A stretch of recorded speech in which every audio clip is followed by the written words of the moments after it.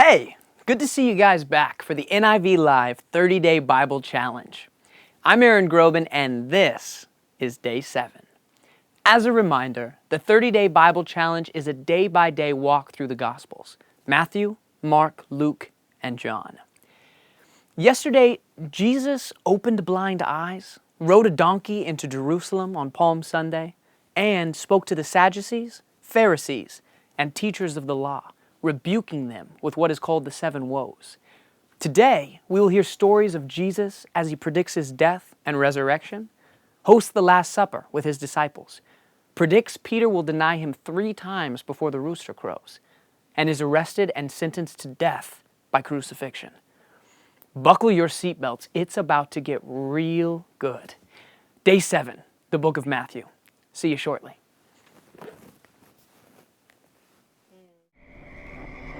Jesus left the temple and was walking away when his disciples came up to him to call his attention to its building.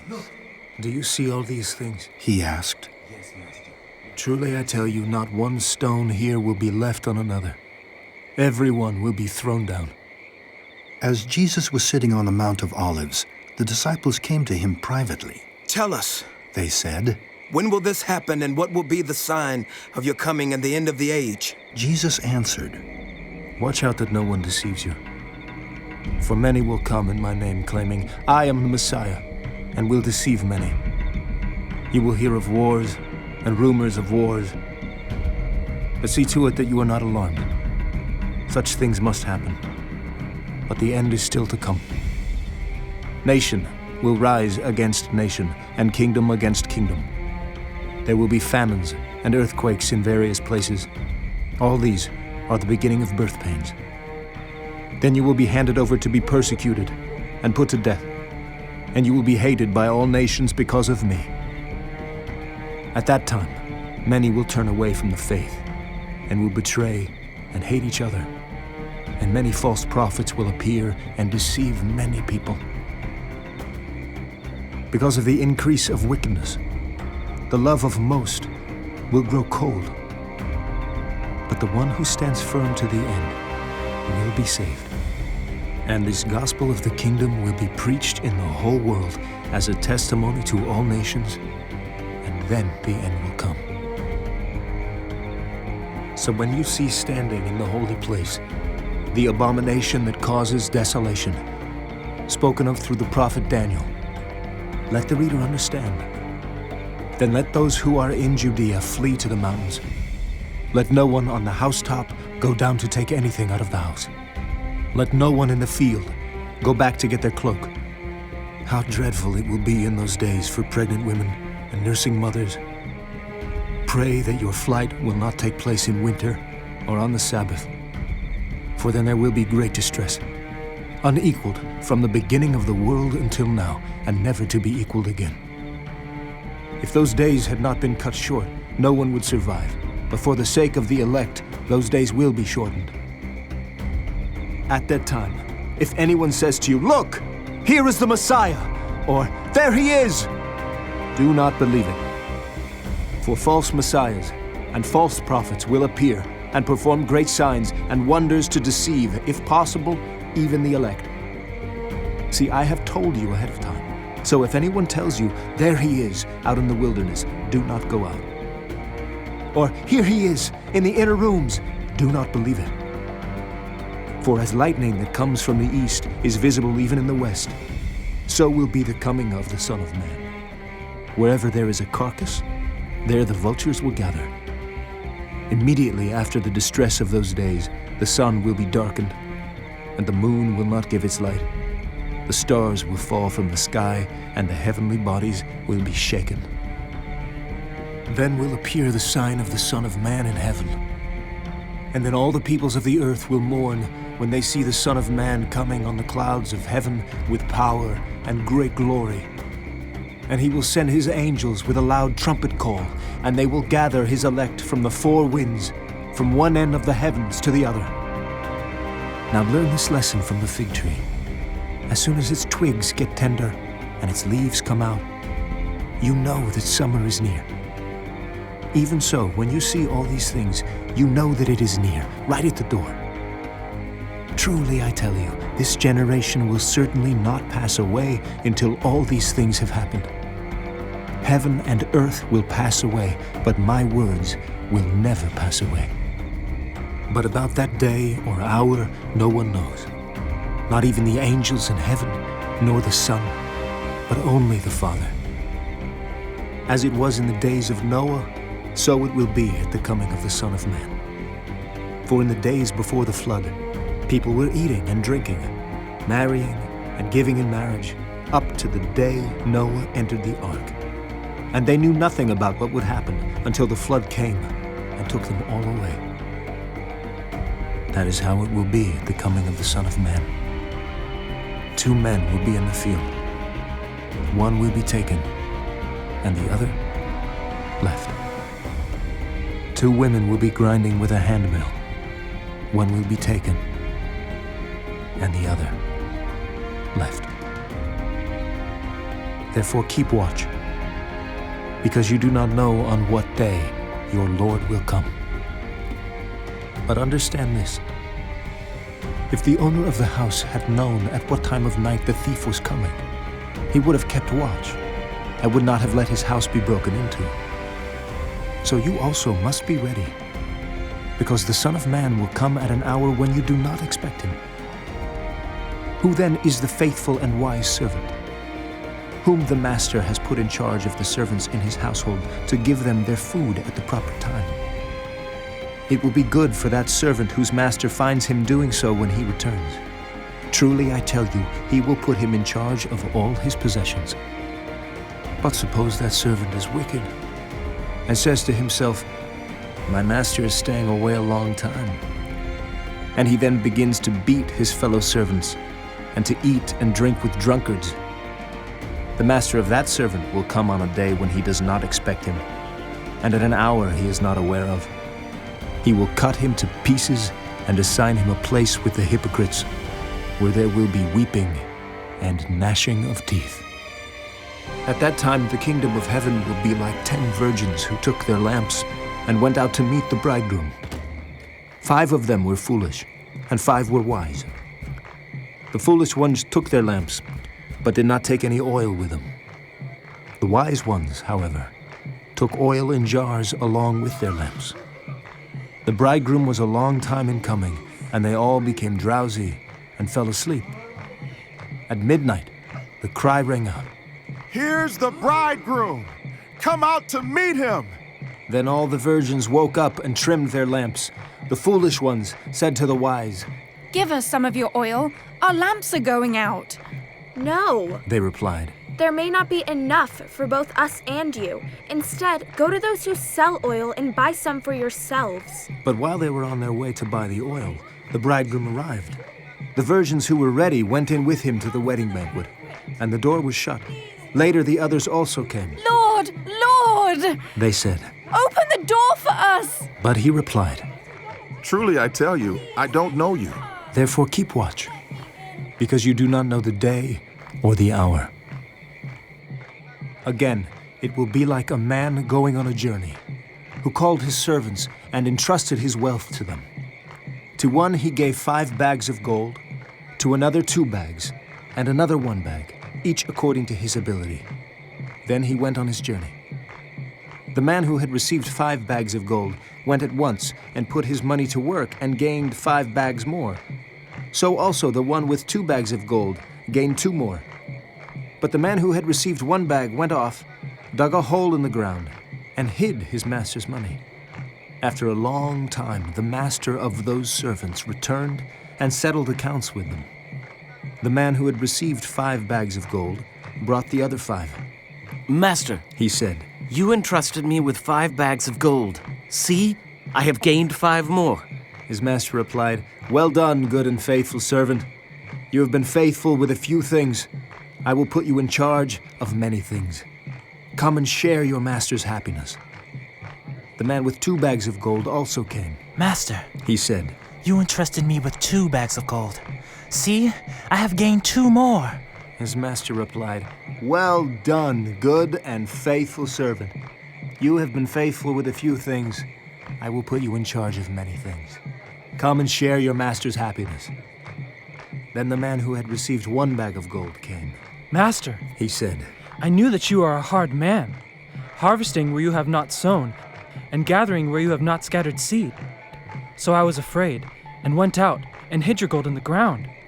See, here is what belongs to you. His master replied, You wicked, lazy servant. So you knew that I harvest where I have not sown, and gather where I have not scattered seed? Well, then you should have put my money on deposit with the bankers so that when I returned, I would have received it back with interest. So take the bag of gold from him and give it to the one who has 10 bags. For whoever has will be given more, and they will have an abundance. Whoever does not have, even what they have will be taken from them. And throw that worthless servant outside into the darkness where there will be weeping and gnashing of teeth. When the Son of Man comes in his glory, and all the angels with him, he will sit on his glorious throne.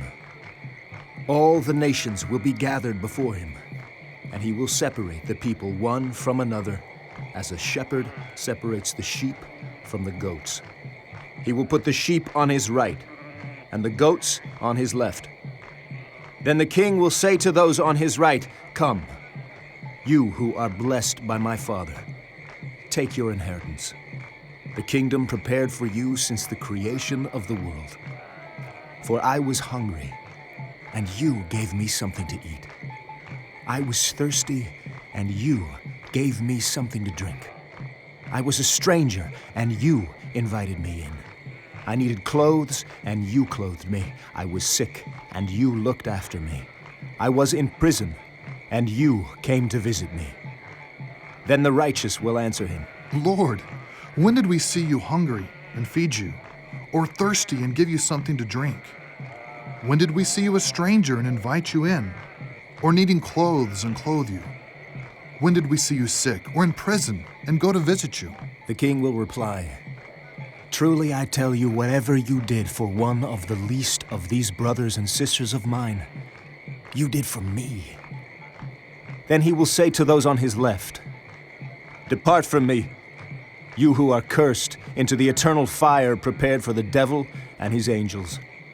For I was hungry, and you gave me nothing to eat. I was thirsty, and you gave me nothing to drink. I was a stranger, and you did not invite me in.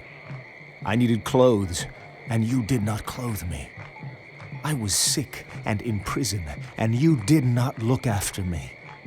They also will answer, Lord, when did we see you hungry or thirsty, or a stranger, or needing clothes, or sick or in prison, and did not help you? He will reply, Truly I tell you, whatever you did not do for one of the least of these, you did not do for me. Then they will go away to eternal punishment, but the righteous to eternal life. When Jesus had finished saying all these things, he said to his disciples, As you know, the Passover is 2 days away, and the Son of Man will be handed over to be crucified. Then the chief priests and the elders of the people assembled in the palace of the high priest, whose name was Caiaphas, and they schemed to arrest Jesus secretly and kill him. But not during the festival, they said, or there may be a riot among the people. While Jesus was in Bethany in the home of Simon the leper, a woman came to him with an alabaster jar of very expensive perfume, which she poured on his head as he was reclining at the table. When the disciples saw this, they were indignant. Why this waste? They asked. This perfume could have been sold at a high price and the money given to the poor. Aware of this, Jesus said to them, Why are you bothering this woman? She has done a beautiful thing to me. The poor you will always have with you, but you will not always have me. When she poured this perfume on my body, she did it to prepare me for burial. Truly I tell you, wherever this gospel is preached throughout the world, what she has done will also be told, in memory of her. Then one of the 12, the one called Judas Iscariot, went to the chief priests and asked, What are you willing to give me if I deliver him over to you? So they counted out for him 30 pieces of silver. From then on, Judas watched for an opportunity to hand him over. On the first day of the festival of unleavened bread, the disciples came to Jesus and asked, "Where do you want us to make preparations for you to eat the Passover?" He replied, "Go into the city to a certain man and tell him, 'The teacher says, my appointed time is near. I'm going to celebrate the Passover with my disciples at your house.'" So the disciples did as Jesus had directed them and prepared the Passover. When evening came, Jesus was reclining at the table with the 12, and while they were eating, he said, "Truly I tell you, one of you will betray me." They were very sad and began to say to him one after the other, "Surely you don't mean me, Lord." Jesus replied, "The one who has dipped his hand into the bowl with me will betray me. The Son of Man will go, just as it is written about him. But woe to that man who betrays the Son of Man. It would be better for him if he had not been born." Then Judas, the one who would betray him, said, "Surely you don't mean me, Rabbi." Jesus answered, "You have said so." While they were eating, Jesus took bread, and when he had given thanks, he broke it and gave it to his disciples, saying, "Take and eat. This is my body."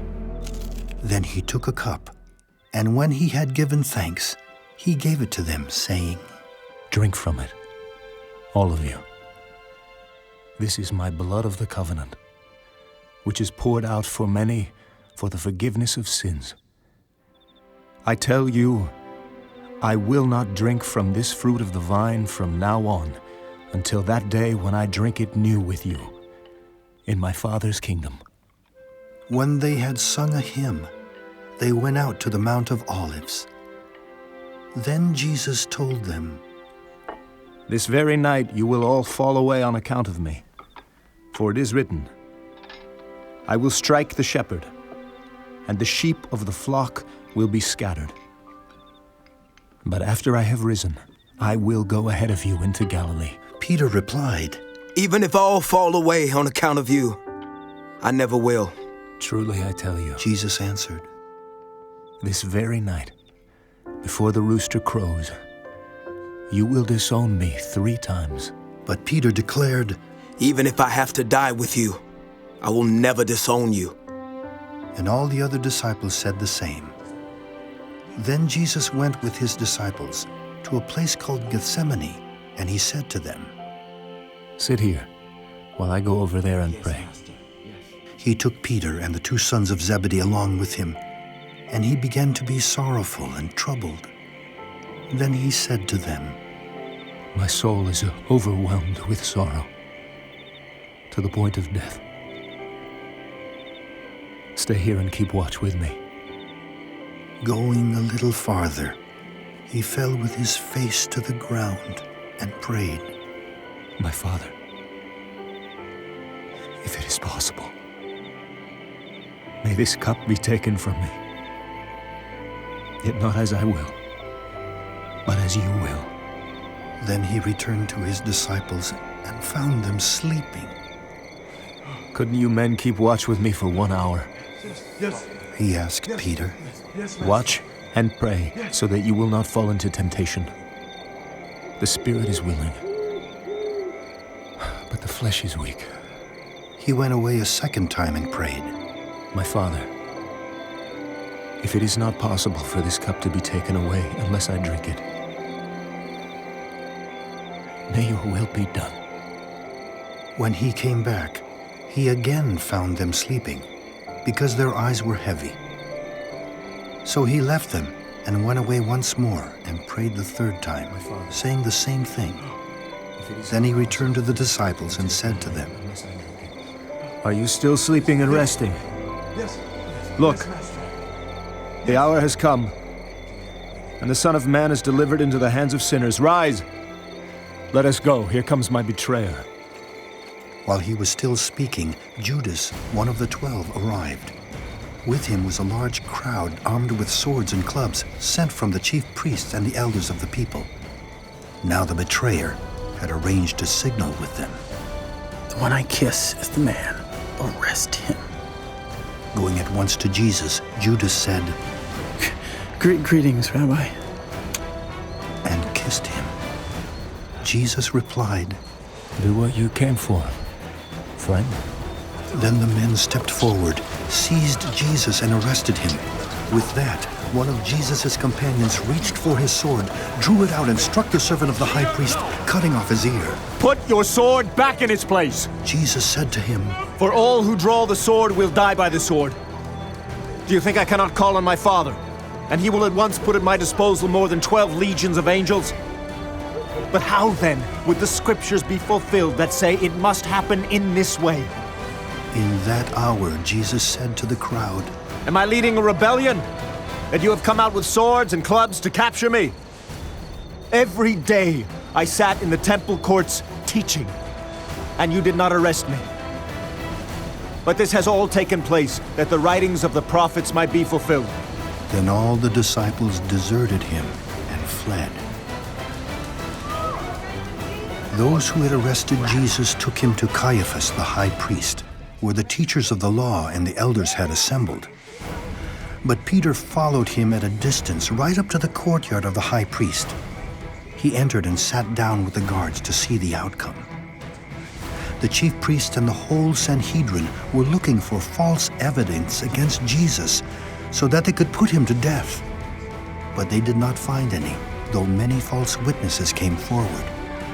Finally, two came forward and declared, This fellow said, I am able to destroy the temple of God and rebuild it in 3 days. Then the high priest stood up and said to Jesus, Are you not going to answer? What is this testimony that these men are bringing against you? But Jesus remained silent. The high priest said to him, I charge you under oath by the living God. Tell us if you are the Messiah, the Son of God. You have said so. Jesus replied, But I say to all of you, from now on, you will see the Son of Man sitting at the right hand of the Mighty One, and coming on the clouds of heaven. Then the high priest tore his clothes and said, He has spoken blasphemy. Why do we need any more witnesses? Look, now you've heard the blasphemy. What do you think? He is worthy of death. They answered. Then they spit in his face and struck him with their fists. Others slapped him and said, Prophesy to us, Messiah. Who hit you? Now Peter was sitting out in the courtyard, and a servant girl came to him. You also were with Jesus of Galilee, She said, but he denied it before them all. I don't know what you're talking about, he said. Then he went out to the gateway, where another servant girl saw him and said to the people there, This fellow was with Jesus of Nazareth. He denied it again with an oath. I don't know the man. After a little while, those standing there went up to Peter and said, Surely you were one of them. Your accent gives you away. Then he began to call down curses, and he swore to them. I don't know the man! Immediately a rooster crowed. Then Peter remembered the word Jesus had spoken. Before the rooster crows, you will disown me 3 times. And he went outside and wept bitterly. After 3 years of teaching and preparing the disciples, Jesus recognized that the time had come to lay down his life and pay the price for your sins and mine. I was truly moved when Jesus said to the Father, if you were willing, take this cup from me. Meaning, if he didn't have to die, he didn't want to die. But understanding his divine purpose to do the will of God, he said, nevertheless, not my will, but your will be done. We should all strive to do the will of God. Tomorrow, we'll wrap up the book of Matthew with chapters 27 through 28, where the disciple Judas hangs himself, distraught because of his betrayal of Jesus. Jesus is crucified on Calvary, is buried, and is resurrected on the 3rd day. And after charging the disciples with the Great Commission to go and make disciples of all nations, he ascends into heaven, where he sits on the throne at the right hand of God. That will complete the first of the 4 Gospels, so don't miss it. Remember, you can access more, including video performances, interviews, and of course, the complete audio Bible at www.nivlive.com. Join our social community on facebook.com/NIVLive. Or follow us on Twitter at NIVLive. And tell a friend. It only takes 20 minutes a day, 30 days, 4 Gospels.